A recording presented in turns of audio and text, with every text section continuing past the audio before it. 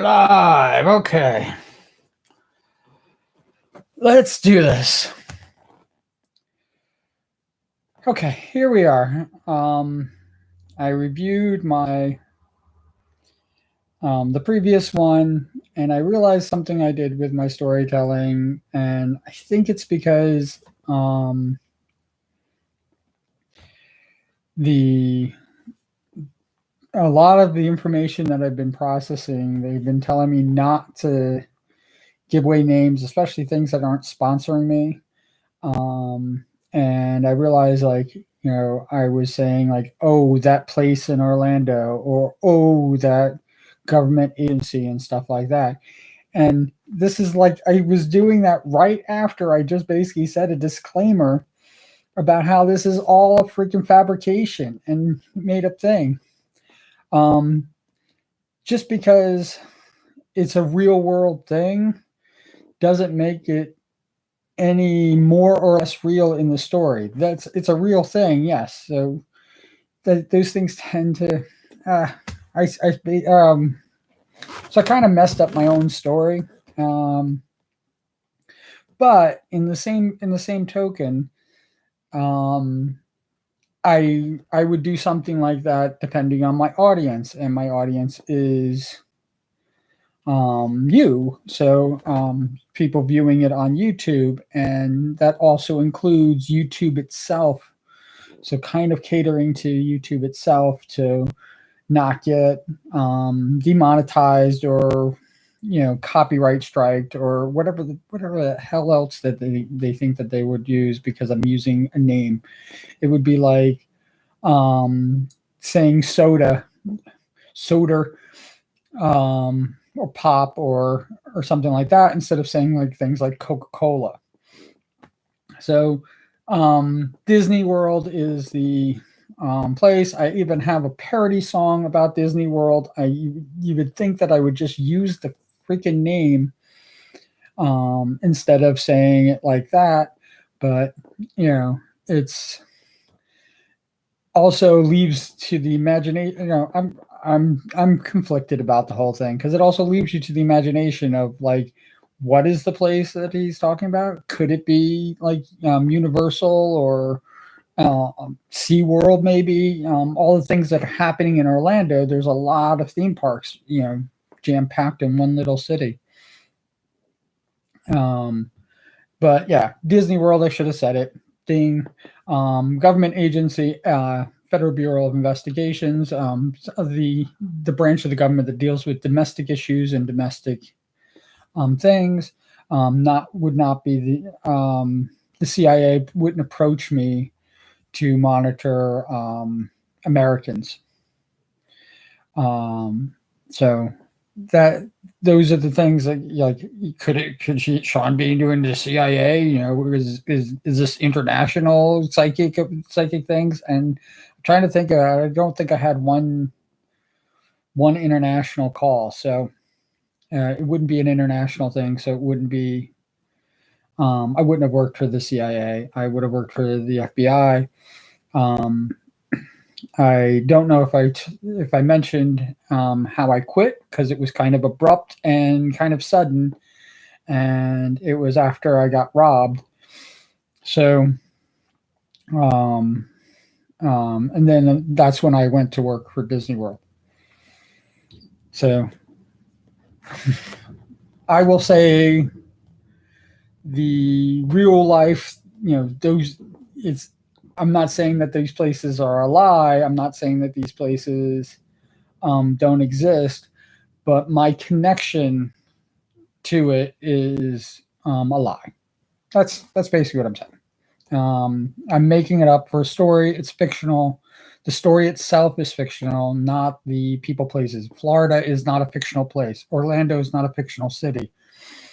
Those things. So why would I, talk about a theme park in Orlando when Orlando is the actual real place and Florida is a real state? So my thinking is not, I should just give the names, give up the names. People, though, I'm going to change the name. So if you were involved in the stories that I say, from even from that story to future stories or future stories I've already told in the past, because I don't think people have realized it, that I've actually told a bunch of stories already uh, in here, and talking about real life issues and stuff like that. But unless a person gives me um, unless a person gives me their express permission to use their name, and the hard thing about it is that some of the people that are going to be in my story have passed away. Um, I don't have contact. If they are alive, I don't have contact with them, and I don't think they want to have contact with me. So using their names, or even you know saying things that actually will identify them as who they are, um, like nationality, color of their skins, tattoos. I probably won't mention specific tattoos and stuff like that. I've already done in many stories. I've already changed things to from the real life thing, and because the story didn't work with their name or nickname or something like that, I change it to a nickname that actually does work. Um, that's that's going to happen. I probably going to put a disclaimer at the bottom of this, but the disclaimer that I spent, I think, almost 20 minutes talking about, that's all in effect still. It, you know, like I said, it frees me but doesn't free me. It's fiction, but sometimes it might not be fiction. It's I am going to When I tell a story, I tell the story for you to believe it. Um, I find that people enjoy stories more if they believe it's true, or if they think that it's possible. And there are certain things that have happened in my life that are definitely impossible. And, I sometimes justify how I got to that point.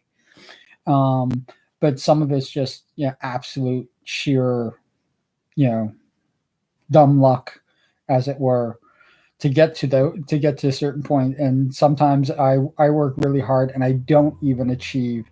It's the dichotomy of how things go and what makes for a good story. Um, like, I don't talk about a lot. I don't spend a lot of time. If I'm talking about dreams, though, that's a whole different story. that's a difference. That's a different way of telling a story if it's a dream, because a dream is a dream. And most of my stories aren't. Um, it was all a dream. It was all a dream all along. I don't like that type of you can want to call it cliche, trope, or whatever. I don't tell stories that um, I'm trying to think if I even um,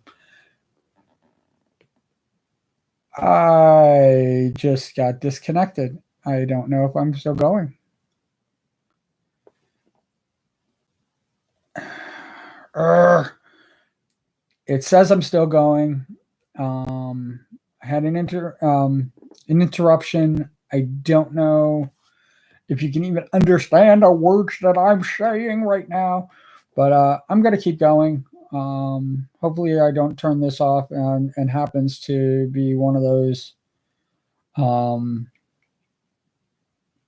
where I've actually only recorded 7 minutes. I think I was 7 minutes in, and it just kind of blanks out and then says, you got an hour and 20 minutes of video, and only 7 minutes of watchable. So I'm hoping I'm hoping that I'm not going to have to do a second take on this. It's it's definitely saying that I'm back up. I really hope that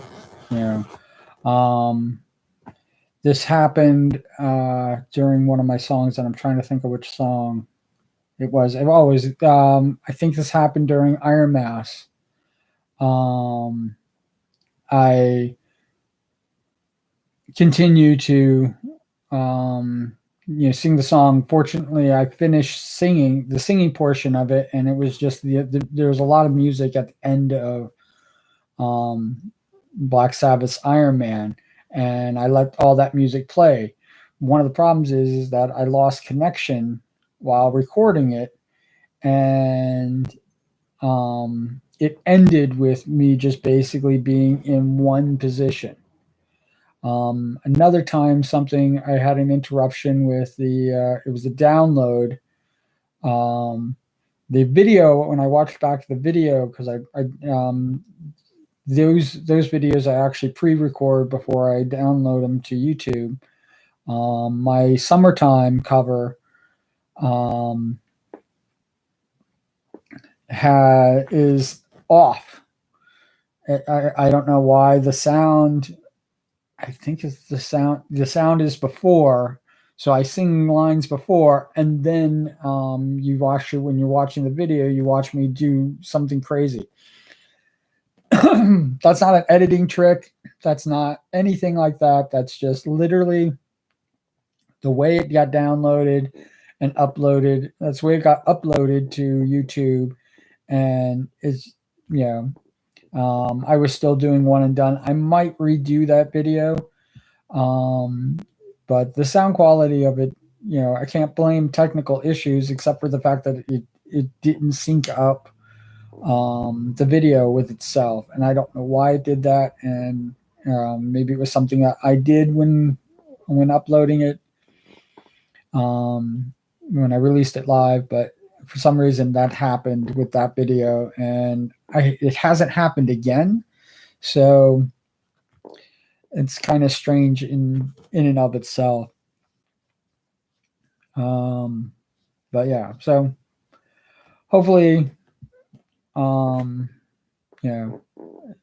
chat still seems. Hi chat, how you doing? There's nobody there, so. But my chat still seems to be up and running. I can try. Let me type something. Actually, let me see if that will work. I'm gonna write. I am all alone in chat. So yeah, now chat just came up. So hopefully, because I'm not editing this, if I edit the video, the chat, for some reason, any chat conversations that I have go away. So keeping it raw, right next to me, it should be right around there. I think I got it right. There. There's me saying I am all alone in chat. So yeah, so chat seems to be fine. And when I play this back, I can see if it actually synced up. That's what I did that for. Just so you know, do it to keep chat running or something like that. But if there's interruption in the way this is coming across, I seem to have full connection again right now. So let's go there. I wanted to get some feedback on whether people wanted me to continue the story or go back. I have, there's probably, maybe 100 stories that happened before this story. Like I said, I used this story to see, because it's a story about my relationship with talking on the phone or having impersonal conversations with people, and how that affects the way that I interact with people, because like I said, this is totally different than having a conversation with, even having a conversation with chat. um, you're now watching a recorded video um, after I've done this, and here we are. I'm live, but even if chat came in here, I don't even know how I would react to it. I don't know how to react to just words. And then it goes into like, how do I react to just a voice? And then it comes into, how do I act with a video of a person? I react differently to all of those. My reaction is different for all of those, but it's still not the same thing as if I was having a one-on-one in-person conversation with somebody. And those conversations, especially when I'm storytelling, those conversations that's where I think I'd like to believe. I never, trying to think if I actually did ever record it. I don't think I've ever actually physically recorded me having one of those conversations that turns into me telling a story, or me using a story as part of a conversation that I'm having with somebody. I have told stories with groups of people, very similar. Um, I've had people request, things, or talked about, how things, it's part of their narrative, and they have me tell a story that kind of relates to it, and because it's relating to it, those stories tend to be very similar to the original story that I told.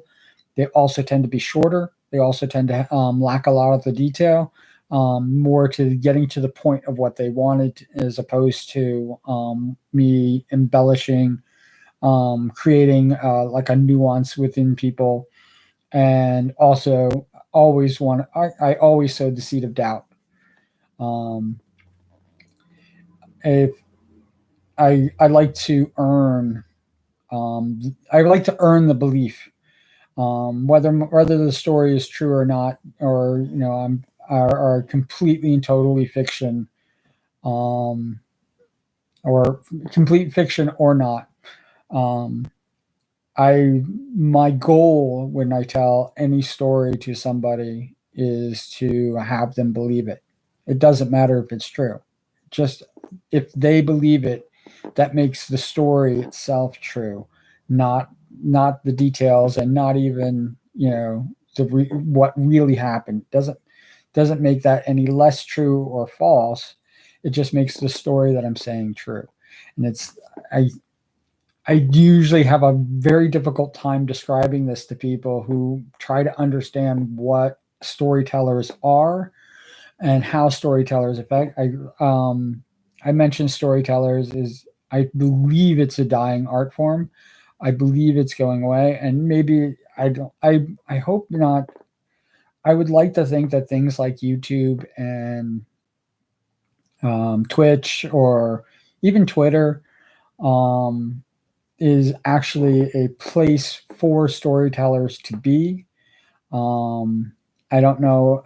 My welcoming to YouTube, like I said, I did this 7 years ago, and then I did it even longer ago. Pretty much a decade ago, over a decade. It's been more than that, since the original patron saint of mediocrity stuff that I was doing. Um, that um, I did definitely had a hard time with the narrative of that. Being trying to be mediocre is really difficult, especially when you're telling stories, because my storytelling is definitely not. I'd like to think that it's not mediocre, and it's definitely not amateur.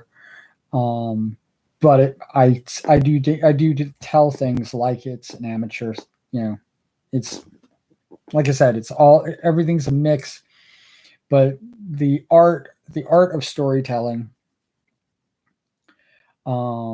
that's the artistry that that I'd like to think that I have a good grasp on, not necessarily mastered, but I like to think that that's something that I have. That's where my my singing is not my strength. Um, my grasp of the English language is definitely not my strength.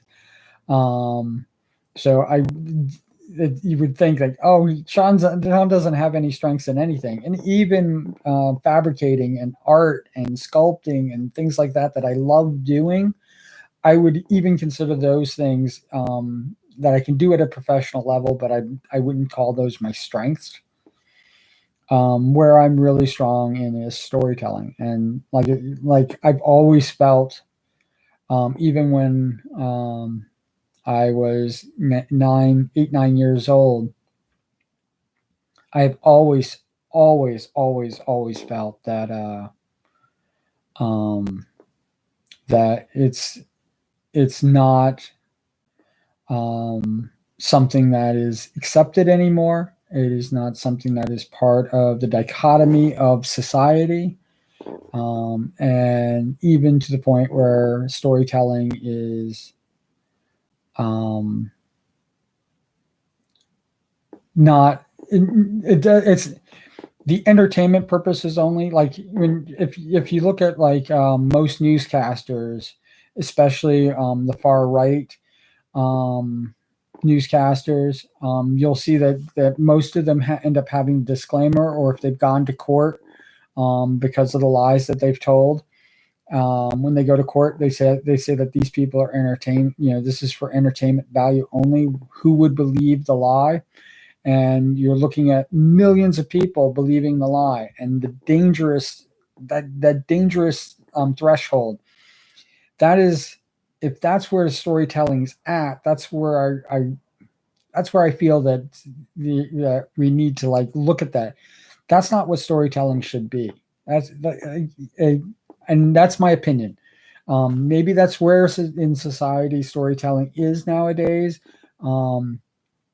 And they're definitely employing the tactic of presenting a lie as the truth. And most of their stories aren't very good, and they're pretty absurd. And it's not. I don't even think they use it to be the point of believability, but still millions of people believe it. And so I just like go, is that what they really are doing? Is just you harping on the gullible as opposed to being challenged by people whose belief systems and everything like that are rock solid, and they search for the truth in things, and then they hear your story and they can't decipher what in the story is true. And if they find something that's false in the story, they believe that the rest of the story is false, even though there probably has some truth in it. Or the exact opposite, where they wholeheartedly they find something that actually is true, like I'm a man, I'm male, I'm part of the male human species, and they find that hey, Sean said he was a male human species, so that must mean that everything that he said from here on in is absolutely 100% true. That type of I don't like that type of where it's either true or false. Stories have their own, you know, I'm using actual words. The words aren't fiction. The way I'm putting them together, that is where it becomes fiction. That's like that type of thing. So here I am comparing myself to pretty much the lowest common denominator in intelligence, these newscasters, and the people that follow them and trust them. And it what surprises me more is that the people that I have grown up with thinking are very intelligent, The fact that they would follow these people to whatever their end game is. I know people who I used to think were absolutely brilliant and probably, some of the smartest people I know. They'll follow these freaking morons to the umpteenth to the end, and they don't realize, like, it even tells you. It tells you that this is for entertainment purposes only. This is not news. This is not, the thing. And yes, a lot of people believe, why would you write something down if it wasn't true? Guess what? That's why fiction exists. You know, there aren't, iRobot there isn't artificial intelligence trying to advocate for its own right to exist right now in our time. Maybe when the AI is actually watching this video, 10 could be 10 years from now, and they see that Sean says that AI doesn't exist, and look, it exists now. Hey, it doesn't exist right now in 2020. There is definite movement for improvement on artificial intelligence, but iRobot is a written down piece of work that is absolutely 100% fiction, and it most likely will not be how the end of humanity through our robot overlords will take place. The rules don't work. Asimov definitely was a forward thinker, but definitely could not think beyond what it would mean for something to become self-aware from not having self-awareness. And I always try to think of it as like becoming self-aware is like that's, babies maybe, but then again, babies possess an amount of self-awareness that they just lack the experience. But I think that a lot of people are born with, predispositions and ways to react and how they feel about society. Yes, environment does play a role in it. Yes, environment will affect, why people are scared of public speaking, why people can't do singing, while others like me, who basically, I don't worry about whether I'm singing on key or not. I have no compunction. Compunction. I have no compunction to just let it out and do it. And I definitely think that some of my songs that I'm singing, I can't really hear, so I couldn't even tell you if it is sung right, and I'm using my bad hearing to mimic what I hear in the song, and that when I hear that translated back, I realize I have to make adjustments. So then it becomes me guessing as best I can. And yes, I fully admit that as much as I like to emulate a person like Freddie Mercury, I do not have the vocal cords. And I even knew that when I sang that song, that I don't have the vocal cords to actually do that song any justice. If I did, totally by mistake. I definitely did my best of that, but like, as far as me listening back to it, I hear a completely different take than what I imagined it was when I sang it. And it, I think I hit the right notes a few times, maybe, but like I said, I don't even know how it's actually supposed to sound like. I just know what I hear, which is all you're getting. What I hear might be what you hear when you hear me singing. That off key, that bad tempo, all those things that my frequencies a little bit off and stuff like that. That might be, you might be actually, when you hear me singing a song back, You might be hearing what I'm hearing when I listen to any song. And that's the degradation of how the song goes for me. Is you have the original singer, and I'm probably not listening to it or hearing it at its full potential, but I like it. I like the message that they're portraying. I like this. And when I write a parody, I'm just writing the parody using that voice, um, to create my own song that I'm more related to. That's all parody is for me. But yeah, the next level from that is me listening to that, what I sang. So I hear it, what I hear, and then what I sing. To me, those are identical. They're 100% identical. I'm in my mind, I am matching what I hear in a song, 100%. No, um, no mistakes, nothing as far as the song. I am matching how a singer sings the song, 100%.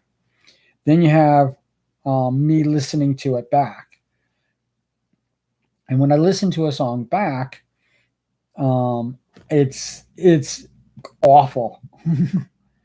Now you have the song that I think that I just sang it there, and when another person hears my singing, they're probably listening to, I don't, like I said, I don't know how bad I'm singing.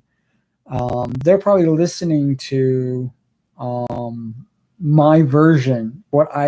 You hear what I'm hearing, maybe, and it definitely shows that it's maybe I have never heard songs to their full potential, which I think is kind of sad. But that when I hear it back, I'm just like, ugh. And that's the reason why I hate the sound of my voice so much.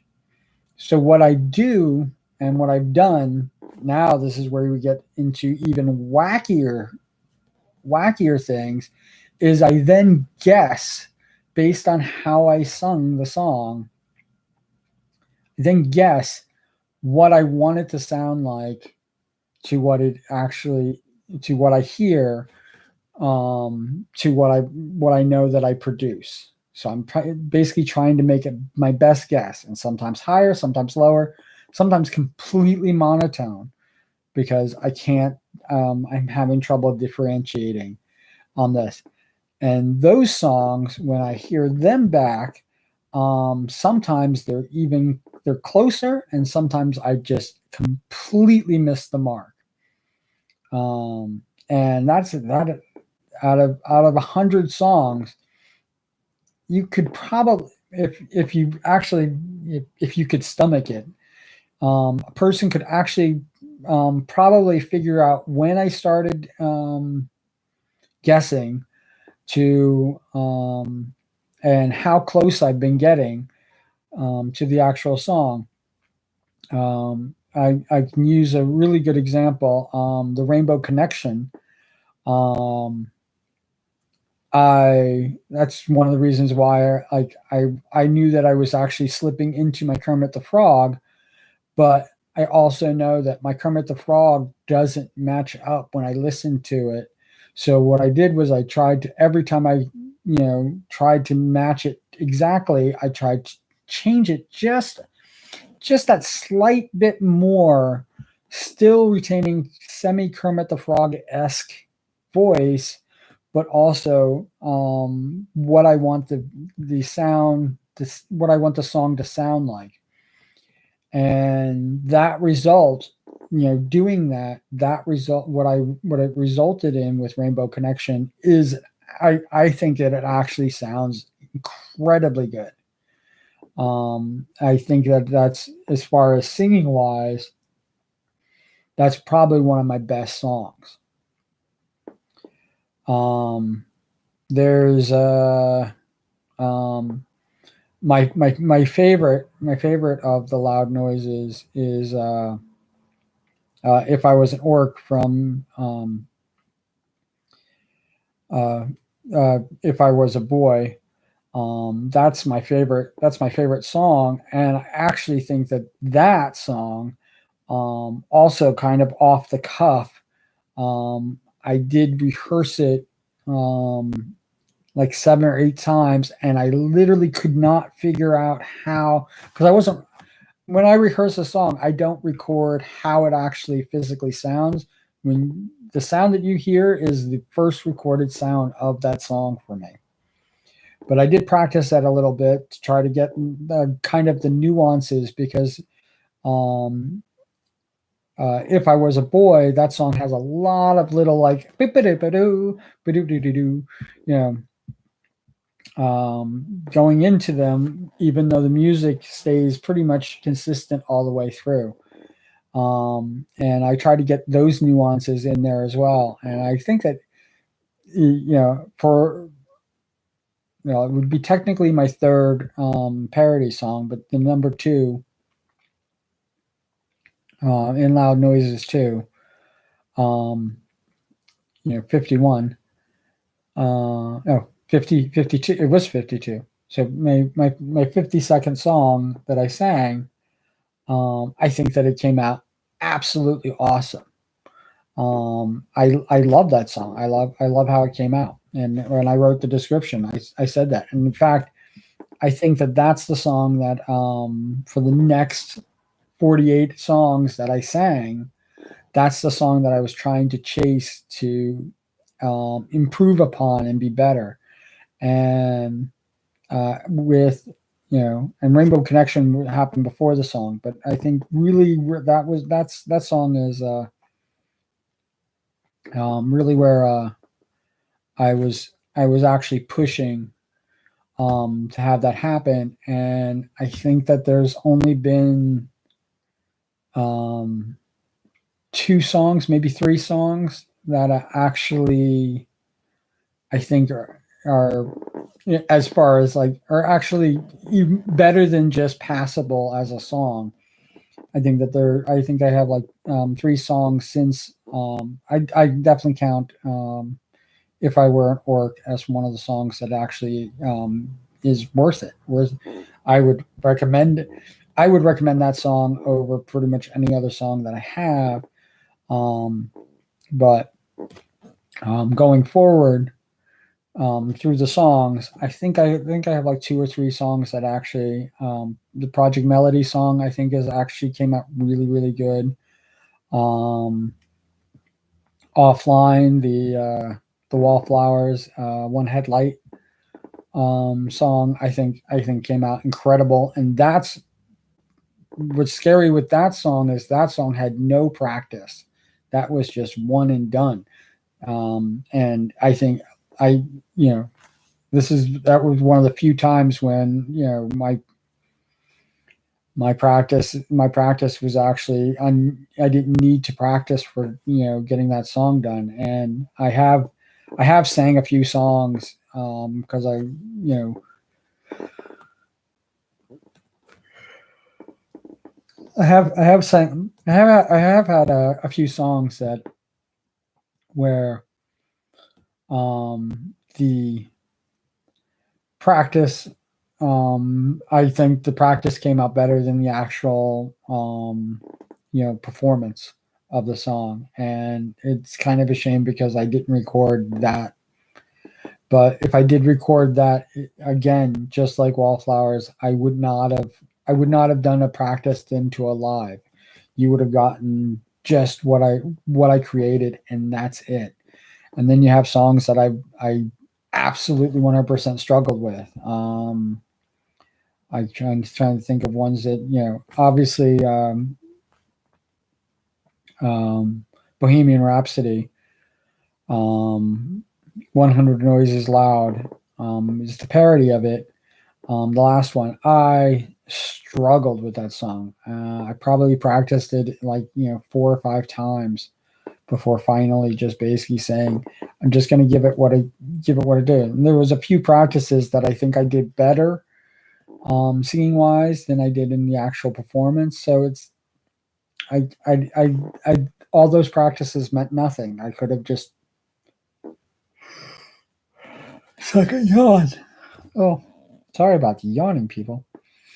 But the second, this all those practices, before I went live, kind of a waste. I might as well have just hit the record button and played it, and that would have been nice to do, but I didn't do that. I really tried to emulate Freddie Mercury, and I think it was just too big of an ask for me, and I should have just calmed down on it and just sang the song. I hope my songs sound better. I hope it does sound better than what I hear.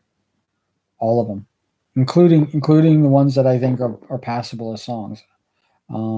Somebody actually commented how Norwegian Wood came out, and I have to admit, I I don't think I captured the Beatles' magic, but if I sang it well, I can't see that, and that makes that. I think that's kind of. I think it's one of my disappointments in the whole this whole exercise, because I I feel great that there are people that will enjoy the songs. Yeah, the songs that people have picked out as far as what they like best. Holy cow! I I really don't. I mean, I guess they could care. I guess they care for the song enough, or they like the song, and especially when I did covers, because somebody liked the Billy Joel song, and I thought that of all my home theme songs, I think that was my worst of the three. And I did those right, bing, bing, bing, bing, bing. I did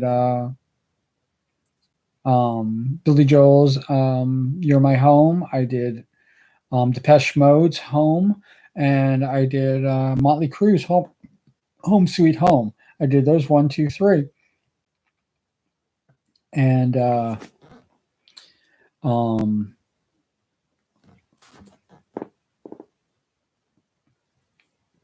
yeah, I did those one, two, three, and I think out of those three songs, I actually don't think any of them. I don't think any of them I did well, but those three songs, I thought the Billy Joel song was my worst. And if you go through and you look at that song, you'll realize that somebody commented on it and said, they loved it. And it's amazing to me that maybe, is there something that I don't hear that somebody else is hearing? And I hope that that's the case. I hope that, as much as I make fun of my singing and stuff like that, and, just talk about how bad it is, I hope that it's definitely a lot better than what I hear. Because I don't make fun of my singing because oh, Sean's just being humble and it's this stuff. No, I'm just trying to be honest about it. If you have expectations for a professional song sung to you, and one, I always make a mistake. I can't think of one. I don't know one song that I sang that I did incredible, that I was on pitch, on beat, that I didn't make at least some mistake, that if I didn't have that rule of one and done, I would have probably recorded it at least a dozen times until I basically got it right. And having, doing that, I think also becomes a crutch to where I'm just going to, I'm going to record, I would record the practices. I'm just going to record everything and, spend, an hour, 2 hours, 3 hours, however many hours it takes till I find the best one, and then produce that best one. And it's just like going, no, that's probably not, can you imagine when I didn't have this microphone? Can Can you imagine how crazy that would have been, um, to re-record and re-record a million times? Um, it, I don't think I would have produced any songs, especially when without the microphone. Without the microphone, I don't think this. And if wasn't making those videos, um, without the microphone, I wouldn't have even known that I needed a microphone. So like, it gets into really dicey territory real quickly, about having the microphone, because why would I need a microphone when I'll just keep recording it till either hoarse and can't sing anymore, or yeah, I I probably would have hung it up and not produced any songs then. So that's why that rule exists. See, everybody keeps talking about, like, it was one of the funny comments that somebody made when I talking about these are the rules to loud noises, and they were like going, "Oh, I don't like rules," and it's like going, "Yeah, but this isn't for you. Those rules are for me. Those rules are for me, and to let you know what to expect. That's it." And I even ended it with the last rule being like, "Oh, things are going to change, and I might not, what you're expecting might not be here anymore."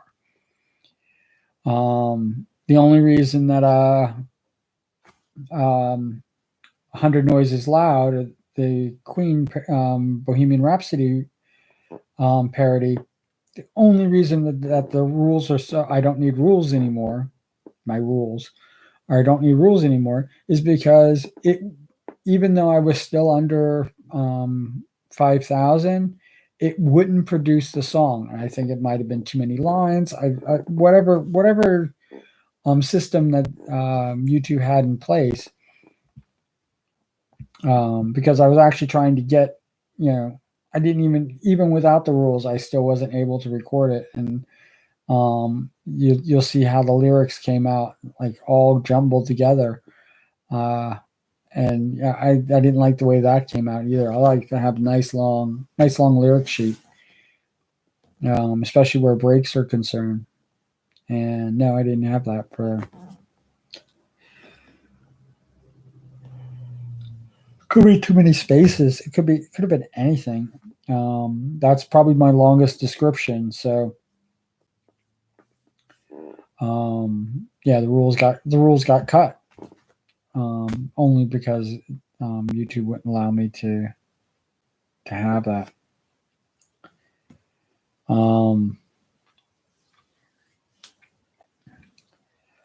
I definitely would like to, I don't know how long it's going to take before I start actually hearing from people about what they want to see and how they want to see it. But I've been going through, how to succeed or mistakes people make, and everything like that. And they all say the same stupid thing over and over again. Stay consistent and um, take what your community is telling you. This, and my biggest problem with what the community is telling me is they're telling me very little. I don't even know if the direction that Unscripted is now going in. I don't know if I'm going to convert that into videos or not, or do whatever I wanted to do, make clips or memes or whatever is going to happen with it. I don't know if that's in the cards. I don't know. And a big reason for me not knowing is the fact that I am looking for, I've said this a million times. I am actually looking for feedback. And those, the few people that have given me feedback, and a couple people fairly consistently, I don't know if you noticed, but I take that to heart. And it definitely affects, the things that people say. Please don't say any hateful things. And that would be just a waste of time. It's almost as bad as somebody disliking or even liking the video and watching for only a few seconds. I mean, I'm now getting in close to 50 minutes of this video, which hopefully will go through. But a person's going to watch it for 2 seconds and be I'm out of here type of deal. And it's like, why come in or like or dislike the video if you're not going to watch it? If you watch it, liking and disliking, and if you didn't leave a comment, that's really what I'm looking for. But it's I tend to trust the like or the dislike more if the person was sticking around. And I don't know if it's because they're so used to going on to people who are monetized so often that when you basically just click on a video, don't even watch it, and just click dislike and you're out. I don't know if they realize that, because they've been doing it to people who are much larger, where the dislike has, very little impact on how the page is viewed. I don't think they realize that. That's why nobody even comments on it or looks at it or sees it. But when you are the only view that day, I know that you were there for 2 seconds. I can tell you how long you've been there. When you're watching a video that has no views and you're the first view and you watch for 2 seconds, I can see that the view, the timing on the video is only 0.02 or whatever the frick they do. I think it's they do less than 0.01%, and of time. And I can tell you I can tell you exactly how long you do it. They show up a freaking algorithm of like how long people take to react to my video, and it's like, here it is at 4 seconds. Sometimes 4 seconds. That's just long enough to have it playing when you click on it, and you to click dislike and leave. Most times I don't even.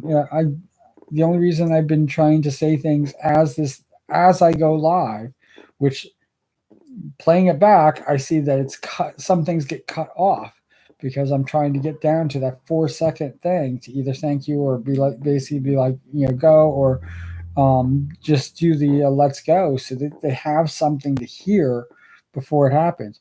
But it takes, when I was doing loud noises, I had to click play, and then after I clicked play, then I had to click on the music, and there's usually a 3 or 4 second delay on that as well.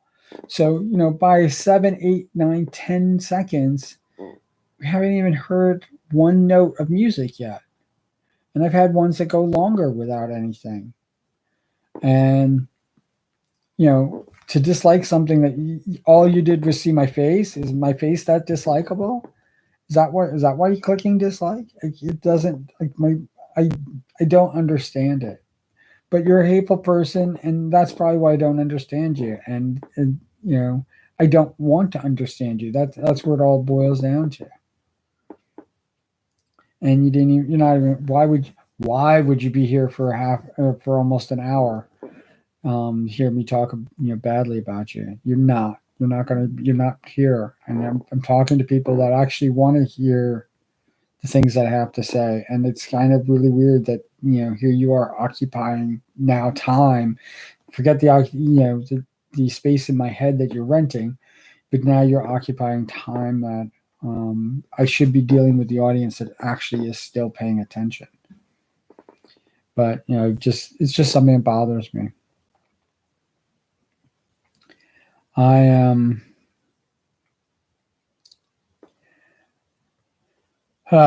actually really nervous that I'm going to lose 15 minutes of this video, but I'm going to probably end this now, just because if it is only a 7-minute video, I don't know what I'm going to do with a 7-minute video, because it should be almost an hour. All right, but yeah, let's end this here because I'm kind of a tirade.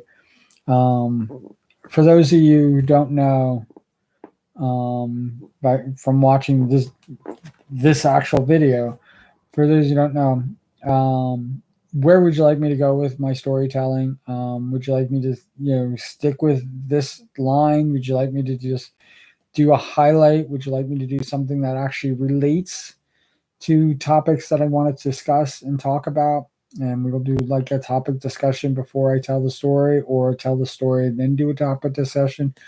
There's a million different directions that I could be going in, and I'm going to decide one. But if something works better for you, yeah, just comment below.